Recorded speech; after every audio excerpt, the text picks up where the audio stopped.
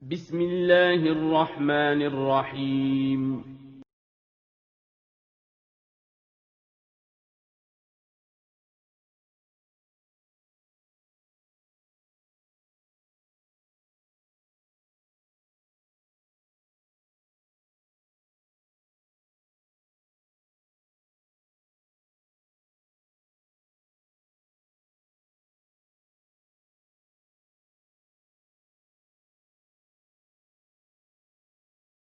Bismillahirrahmanirrahim.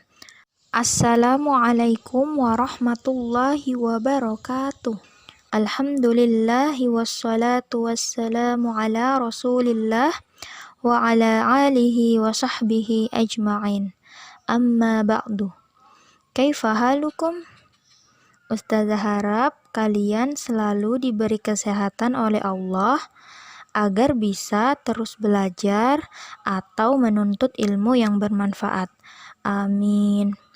Anak-anak, sebelum belajar, mari kita berdoa dulu ya. Allahumma inni as'aluka ilman nafi'an wa rizqan tayyiban wa amalan mutaqabbalan. Hari ini insya Allah kita akan melanjutkan pembelajaran tematik di tema 5, pengalamanku, subtema 1, pengalamanku di rumah pada pembelajaran 6. Anak-anak, sekarang coba buka bukunya di halaman 38. Kita akan membaca mengenai menerapkan nilai-nilai sila ketiga Pancasila dalam kehidupan di rumah. Hari Minggu pagi, Ahmad dan teman-temannya bermain sepeda. Mereka bersepeda mengelilingi perumahan sambil melihat-lihat pemandangan alam. Ahmad dan teman-temannya merasa bangga dengan negerinya. Indonesia adalah negara yang indah. Tahukah kalian, sikap bangga dengan bangsa dan negara merupakan perwujudan nilai sila ketiga Pancasila. Nah, anak-anak, apakah kalian tahu bunyi sila ketiga Pancasila itu apa? Jadi, bunyi sila ketiga Pancasila adalah Persatuan Indonesia. Nah, sekarang anak-anak coba tunjukkan yang mana lambang sila ketiga Pancasila pada gambar berikut. Ya, benar. Jadi, lambang sila ketiga Pancasila ditunjukkan pada gambar ketiga, yaitu gambar pohon beringin. Selanjutnya kita akan berlatih mencontohkan sikap sila ketiga Pancasila. Tunjukkan nilai-nilai yang sesuai atau tidak sesuai dengan sila ketiga Pancasila. Nah, anak-anak, sekarang ayo kita jawab bersama ya. Nomor 1, cinta pada tanah air dan bangsa. Nah, anak-anak, apakah sikap pada nomor 1 ini sesuai dengan sila ketiga Pancasila? Ya, jadi nomor 1 ini jawabannya sesuai.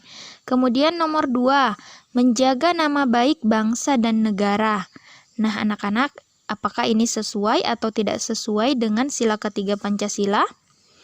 Ya, jadi jawabannya sesuai.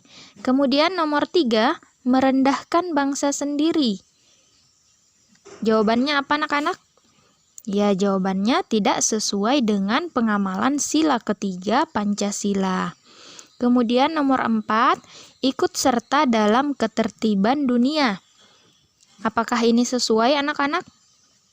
Iya, benar. Jadi nomor 4 ini sesuai dengan sila ketiga Pancasila.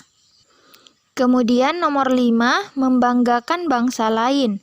Nah, anak-anak, apakah ini sesuai dengan sila ketiga Pancasila? Ya, jadi jawabannya tidak sesuai. Karena nilai sila ketiga Pancasila yaitu Persatuan Indonesia. Jadi kalau kita membanggakan bangsa lain, otomatis kita tidak bersatu untuk mendukung negara sendiri. Kemudian nomor 6, menjunjung tinggi persatuan bangsa. Nah, ini juga sesuai dengan sila ketiga Pancasila. Kemudian nomor 7, mengutamakan kepentingan bangsa dan negara di atas kepentingan pribadi dan golongan. Nah, jawabannya sesuai dengan sila ketiga Pancasila. Selanjutnya kita akan menjawab pertanyaan mengenai mengubah satuan panjang. Anak-anak, apakah kalian masih ingat bahwa 1 meter sama dengan 100 cm? Sekarang kita akan melengkapi titik-titik di bawah ini. Ruang tamu Ahmad panjangnya 4 meter. Ruang tamu Ahmad panjangnya titik-titik sentimeter. Berarti 4 meter kita ubah ke sentimeter. Nah, anak-anak, berarti 4 dikali 100 sama dengan 400 cm. Berarti ruang tamu Ahmad panjangnya 400 cm. Selanjutnya nomor 2, ruang tidur Rasti lebarnya 3 meter. Ruang tidur Rasti lebarnya titik-titik sentimeter. Nah, berarti sama ya anak-anak, 3 kita kalikan 100 sama dengan 300 cm. Atau kalian juga bisa menggunakan penjumlahan.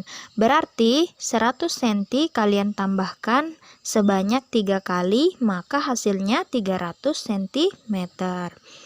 Kemudian nomor 3, dapur di rumah Wayan panjangnya 3 meter dan lebarnya 2 meter.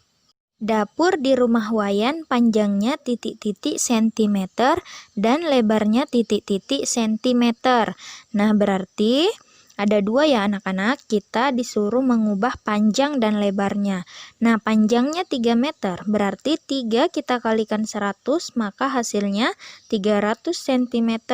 Kemudian lebarnya 2 meter, berarti 2 kita kalikan 100, maka hasilnya 200 cm.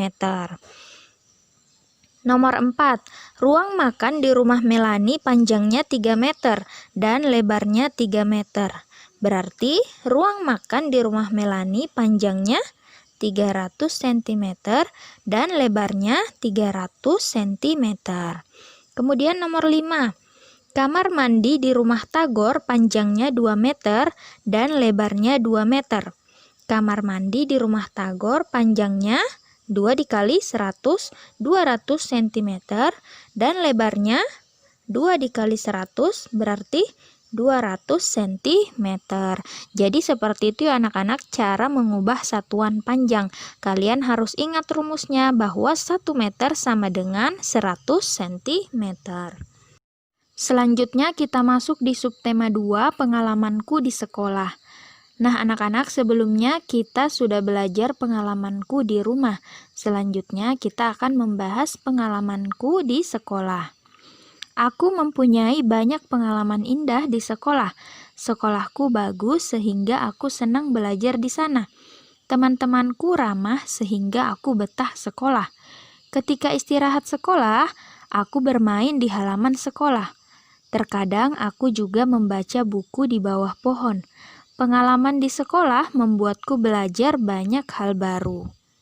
Jadi anak-anak, pengalaman itu sesuatu yang sudah pernah terjadi, jadi pernah kalian alami. Jadi itu merupakan suatu pengalaman.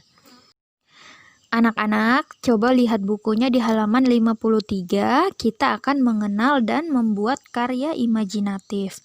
Nah anak-anak, apakah kalian masih ingat karya imajinatif itu apa? Jadi karya imajinatif adalah hasil karya dari hayalan seseorang. Rasti dan teman-temannya mendapat tugas dari guru mata pelajaran seni budaya dan prakarya. Tugas tersebut adalah menghias gerabah menggunakan bahan-bahan yang ada di sekitar rumah. Tahukah kalian yang dimaksud gerabah? Ya, gerabah adalah perabotan yang terbuat dari tanah liat yang dibakar. Nah, anak-anak coba perhatikan gambar 2.1. Jadi ini merupakan beberapa gambar aneka perabotan dari tanah liat. Nah, anak-anak tentunya kalian sering melihat perabotan dari tanah liat pada gambar tersebut, bukan? Misalnya pada gambar pertama itu ada gambar vas bunga. Kemudian yang kedua ada gambar cobek dan ulekan. Kemudian yang ketiga ada gambar panci kecil. Kemudian gambar keempat ada panci besar. Kemudian yang kelima ada gambar kendi. Dan yang terakhir ada gambar celengan. Jadi 6 gambar ini merupakan perabotan yang terbuat dari tanah liat. Nah, anak-anak, selanjutnya kita akan membaca teks mengenai menghias gerabah. Nah, gerabah tadi apa, anak-anak? Ya, jadi gerabah merupakan perabotan yang terbuat dari tanah liat yang dibakar. Contohnya tadi seperti cobek dan ulekan. Menghias perabotan gerabah dapat menggunakan berbagai pola. Kalian dapat menggunakan biji-bijian seperti gabah, kedelai, jinten, jagung, dan sebagainya. Kalian juga dapat menggunakan pelepah pisang kering atau bahan lainnya. Perhatikan gambar di samping. Ikutilah petunjuk berikut. Nomor 1. Bentuklah kelompok yang terdiri atas 3 hingga 4 siswa. Tentukan salah satu gerabah yang kalian sepakati. Nah, misalnya kalian mau menggunakan gerabah pas bunga. Nah, kalian akan menghias pas bunga. Nah, yang ketiga, diskusikan bahan dan alat yang akan kalian gunakan untuk menghias gerabah tersebut. Mulailah menghias gerabah dengan bahan dan alat yang telah kalian siapkan. Ikutilah cara atau langkah-langkah berikut. Yang pertama, buatlah pola atau sketsa gambar pada gerabah dengan pensil. Olesilah pola gambar yang telah kalian buat dengan lem. Kemudian tempelkan biji-bijian pada pola yang telah kalian buat. Dan yang terakhir, lapisilah gerabah yang telah kalian hias menggunakan pernis. Nah, jadi itu merupakan langkah-langkah dalam menghias gerabah. Anak-anak, apakah kalian pernah mengucapkan kata maaf dan kata tolong? Tentunya kalian pernah mengucapkannya, bukan? Nah, kata maaf dan kata tolong merupakan kata yang mengandung makna sopan santun. Jadi dalam komunikasi kalian harus menerapkan budaya sopan santun. Untuk meminta izin, kalian dapat memulai dengan mengawali dengan kata maaf. Untuk meminta orang lain melakukan sesuatu, kalian dapat mengawali dengan kata tolong. Sekarang perhatikan percakapan berikut dengan seksama. Panen cabai. Pagi ini Titus dan teman-temannya tampak riang. Mereka membawa keranjang ke kebun sekolah. Hore, mereka akan memanen cabai. Cabainya ranum dan segar-segar. Nah, ranum ini apa anak-anak maksudnya? Ya, jadi ranum itu maksudnya buahnya sudah masak atau matang, jadi sudah siap untuk dipetik. Bu Guru, anak-anak, ini adalah tanaman yang dulu kalian tanam. Titus, wah, cabainya banyak sekali. Bu Guru, itu karena kalian rajin merawatnya.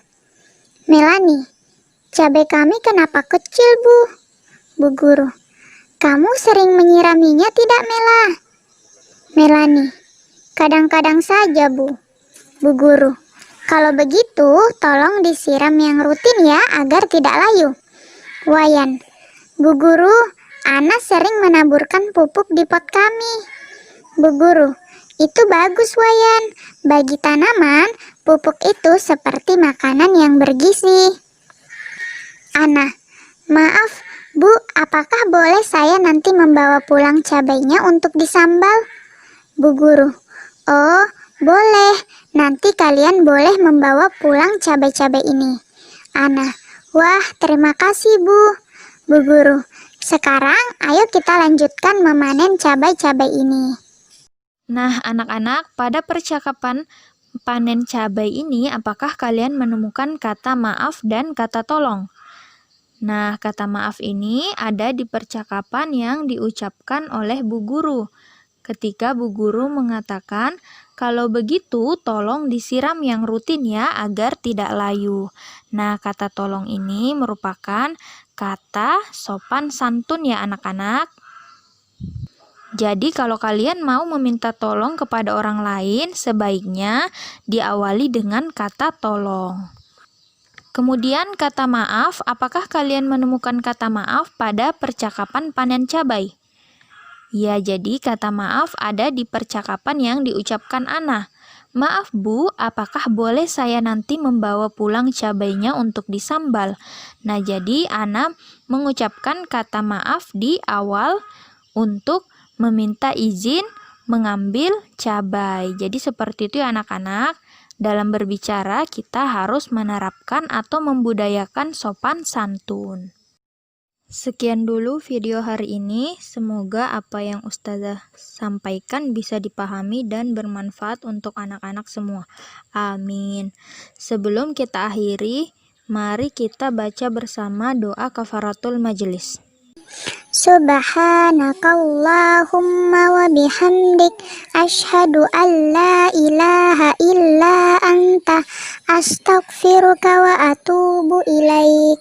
Assalamualaikum warahmatullahi wabarakatuh.